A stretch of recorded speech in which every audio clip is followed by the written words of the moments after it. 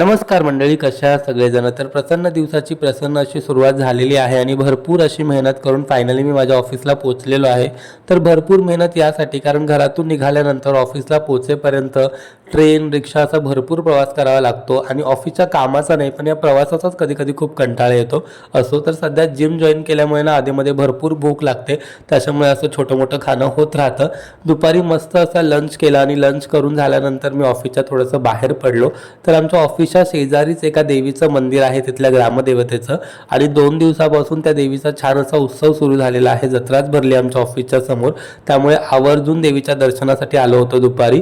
आणि देवीचं दर्शन घेतल्यानंतर ना मला खरंच आश्चर्य वाटलं की 3 महिने झाले ऑफिसला जॉईन करून आणि अजूनपर्यंत का बरं मी या मंदिरात आलो नसेल. खरंच खूप प्रसन्न वाटलं.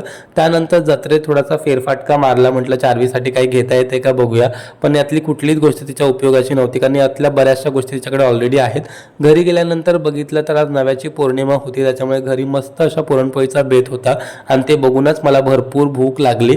त्याच्यानंतर इकडे प्रियंकाच्या पुरणपोळ्या मस्त फुगत होत्या आणि ते फुगलेली पुरणपोळी बघून प्रियंकाचा कॉन्फिडन्स भलताच वाढला होता. बघा काय म्हणते ते.